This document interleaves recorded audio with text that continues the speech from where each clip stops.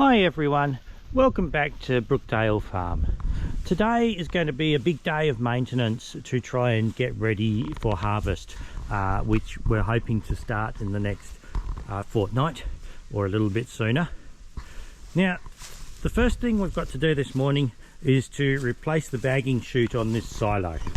So this has a bagging chute round here, which is an old one. It leaks. The door was completely rusted out when I bought this silo, but it still has holes in it and it sticks.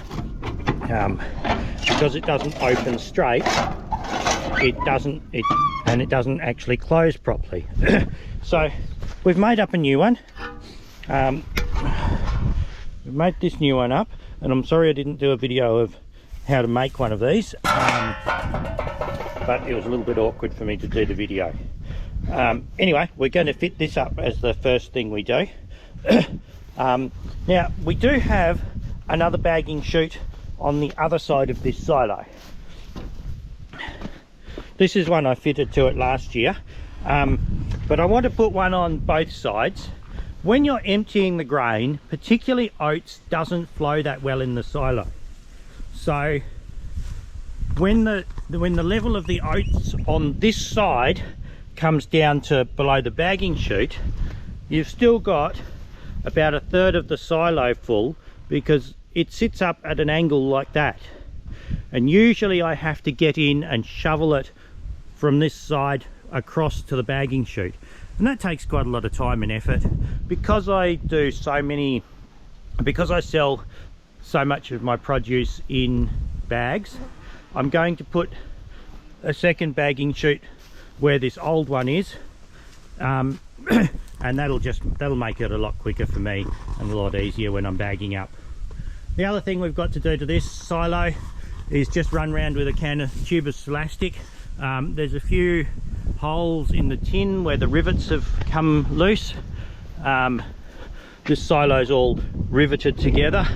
I'll see if I can find one that's damaged for you. I'm not seeing one right now, but anyway, here we go. So you can see here there's a little hole above the rivets on this side. So these have all been damaged and it leaks water in, so we're just going to run around with some Celastic and fix them up. I'm not going to run you through in detail all of the work we're doing today. That would be a pretty long video, but I'll just take you through the significant parts of it. Now, the bolts on the bagging chute here are pretty rusty. They're a little bit rounded, and I think they're Whitworth bolts too.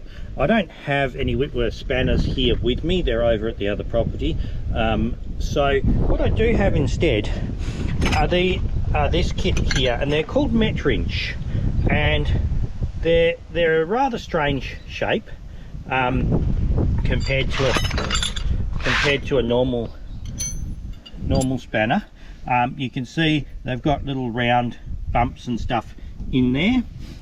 So these are supposed to fit a whole range of different sizes. This one is 12 millimeter, 1532, and it will also fit some of the Whitworth bolts. And they're also supposed to grip onto rounded bolts. These are really useful spanners. I don't use them a lot because on the right size bolt, where I've got the right size spanner, they're actually a little bit loose, so you get a fair bit of movement before you start undoing the nut. But for things that are difficult, have been rounded and that sort of thing, these are really good spanners.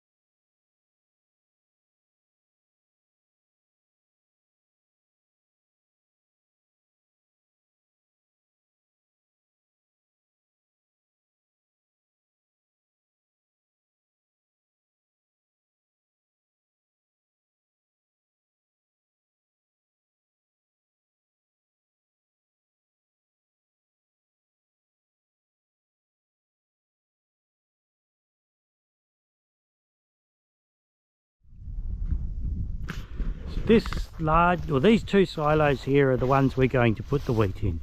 The little one's well empty already. This big one still needs to be cleaned out.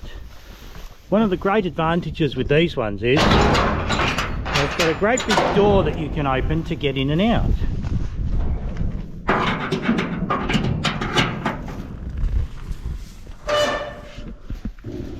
One of the major disadvantages of these silos is they have a flat concrete floor in them, which means there's an awful lot of shoveling to do to get the last bit of grain out.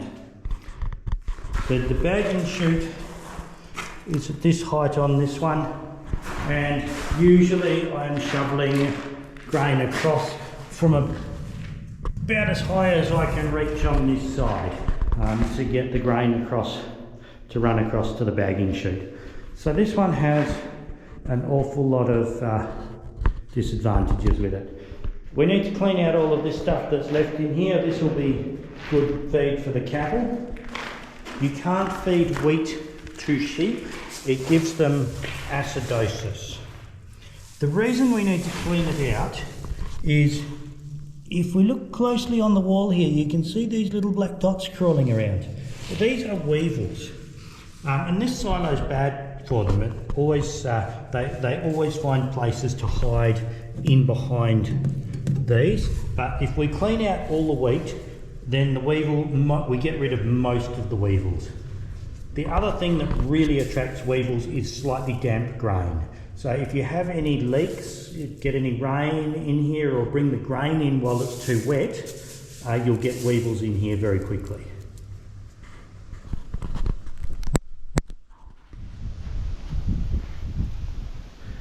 This is the grain bin that we use for transporting the grain from the paddock we're harvesting into the silo.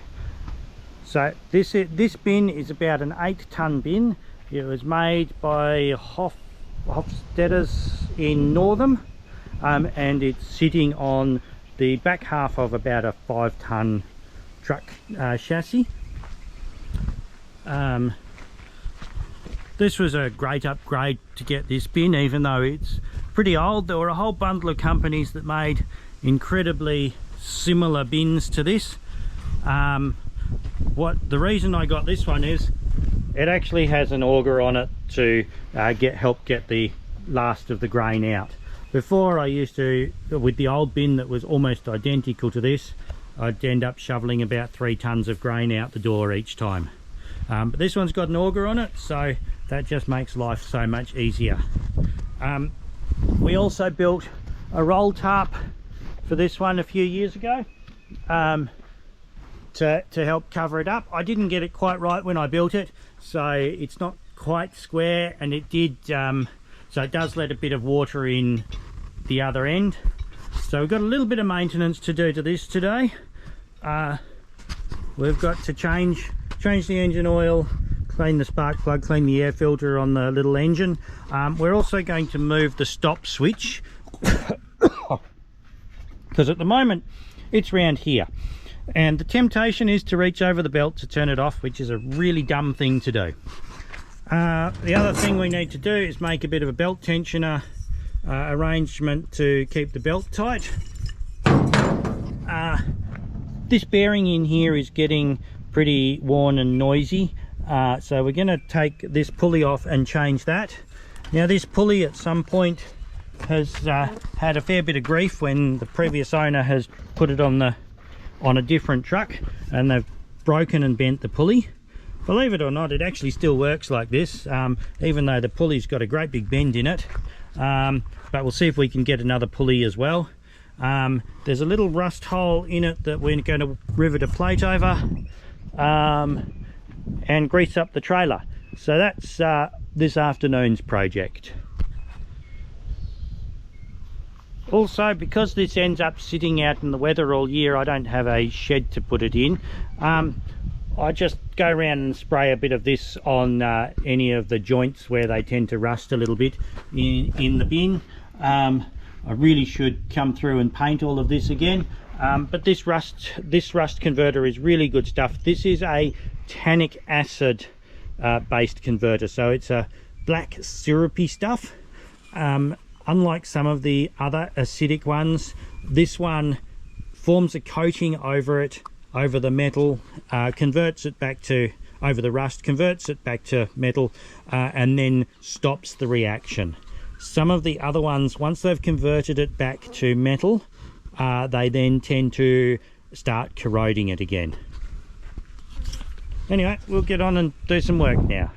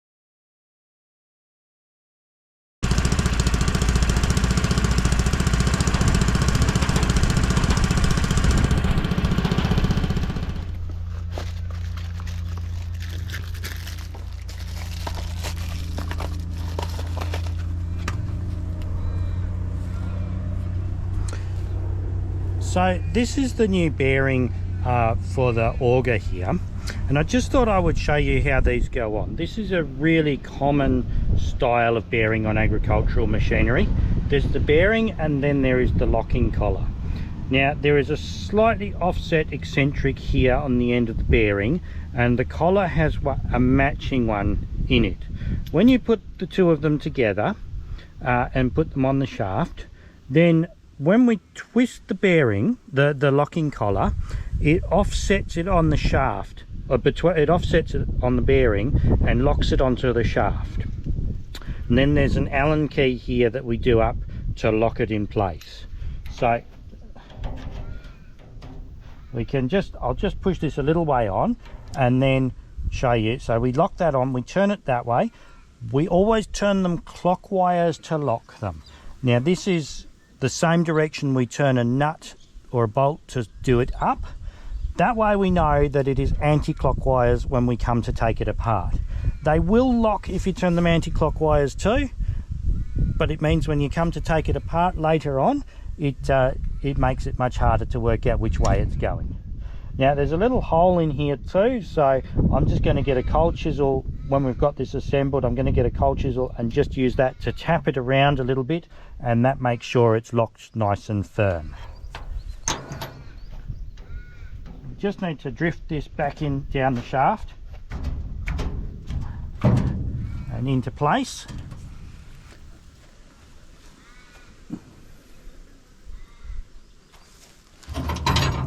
We've got the outer ring to lock it onto there once we get it far enough back.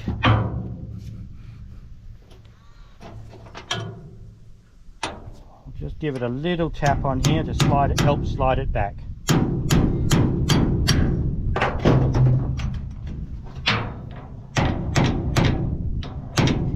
Now we don't want to hit on the outside of it, we only want to tap the inner. If we start tapping the outside, we put a lot of load on the racers and the ball bearings in there, and we can damage the bearing, and then that's dramatically going to shorten its life.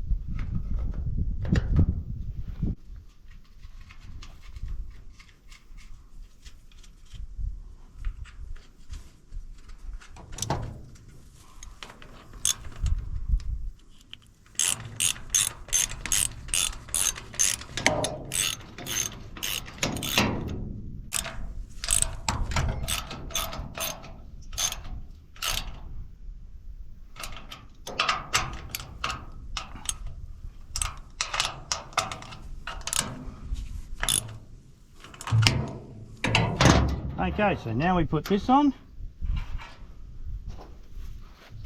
We tap it round in a clockwise direction.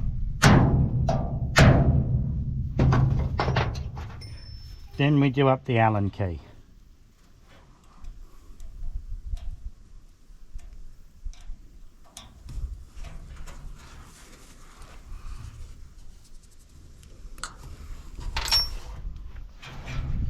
That feels much better. I see that shaft's got a bit of a bend in it too, but that won't affect things too much. Now the next thing to show you is the pulley that we've got. This is a 3-piece bushed pulley to lock onto the shaft. These ones mean you don't need a keyway, you don't need pinch bolts going onto the shaft and all of that sort of thing. Now there's 2 different types that are quite commonly used in agriculture. This is a 3-piece one, so it's got, the pulley has a bit of a taper in here. It then has this tapered split bush that goes in there. Then this plate that goes over the outside and 3 bolts that go in there. Now as you do that up, it pulls the bush into that taper and squeezes it up round the outside. The other one that is quite common is a 2-piece arrangement, and this one is a cog, but it is the same principle. You see these on pulleys fairly often. There is a taper on here and there is this tapered part that fits into there. Now there's three holes in it. On these 2 holes, the outside part is threaded, but the inside part is not. On this 3rd hole, the inside part is threaded, but the outside part is not. Now, it's important to get these the right way round. So we put this onto our shaft, and when they're all lined up, we put the grub screws in.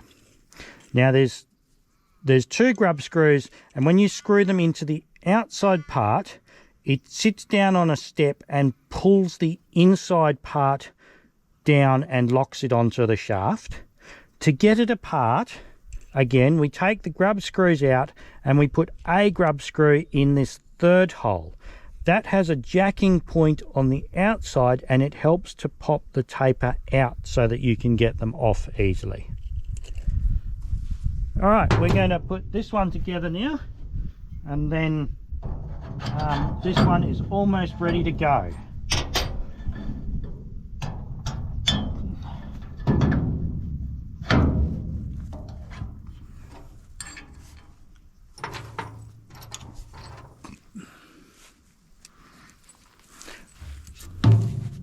I'm just going to put a little bit of anti-seize on the bolts so that hopefully I can get them undone next time I need to,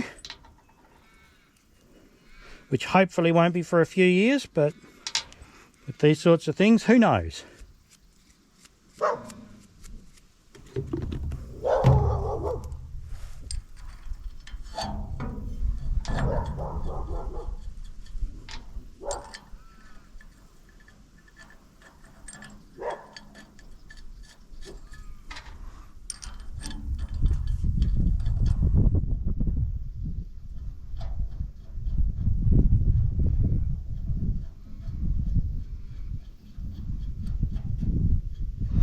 Now, V-belts and pulleys come in different thicknesses. This pulley is designed for either an A section belt or a B section belt, which is very, very handy. So the V-belt sections are lettered in, and the letters refer to the width. So A is one of the narrow widths, then B is wider, C is wider again. The wider they are, the stronger they are, and the more load you can put through them. There are other numbering systems you see on belts as well. Looks like the numbers have all worn off this one. But anyway, we're going to just drop this belt on and look down it to make sure we've got it roughly in line.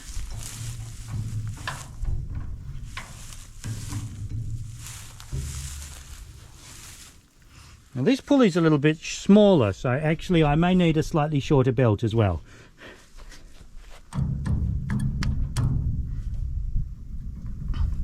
The size of your pulley is quite important. That's what sets your speed. So, the differential sizes. So I've got a small pulley on the motor and a large pulley on this end. That means this is going to run much slower than the motor. But anyway, that's how we set them up.